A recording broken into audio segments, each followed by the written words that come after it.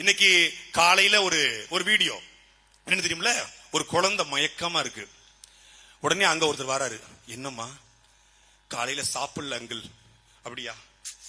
உடனே மகேஷ் என்ன செய்வீங்களோ தெரியாது, உடனடியாக குழந்தைகளுக்கு காலை உணவு திட்டத்தை போடுங்க. எந்த மகேஷ்? உதயநிதி ஸ்டாலினுடைய அகில உலக ரசிகர் மன்ற தலைவர், மல்லிகலைத்துறை அமைச்சர் மகேஷ் பொய்யாமலிட்டார். என்ன பண்ணுங்களோ தெரியாது, பண்ணுங்க. ஓகே அங்கிள் அவரு. உடனே காலையில இந்த மாதிரி ஒரு பள்ளிக்கூடத்துக்கு முதலமைச்சர் போனாராம். குழந்தைகள் மயக்கமா இருந்துச்சான். அதனால அதை பார்த்துட்டு வந்த திட்டம் தான் காலை உணவு திட்டமா. இந்த திட்டத்தை பார்த்து மேலை நாடுகள் வியந்து போயிருக்கிறதா. இந்த திட்டத்தினுடைய முன்னோடி காமராஜர் என்று நமக்கு தெரியும். ஆனால் அந்த காமராஜருக்கு முன்னோடி யார் என்று தெரியுமா? முதலில் 1920ஆம் ஆண்டு சட்டமன்ற உறுப்பினராக நம்முடைய தாத்தா MC ராஜா இருக்கும் பொழுது இந்தியாவிலே முதலாக மிட் டே மீல், மதிய உணவு என்று 1000 விளக்கிலே 1000 மாணவர்களுக்கு கல்வியிலே விளக்கேற்றியவன் நம் தாத்தா. மதிய உணவு திட்டத்தினுடைய முன்னோடி MC ராஜா என்கிற மாசி ராஜா. அவர் 1920 அதுக்கான அச்சாரத்தை போறாரு. ஏன்?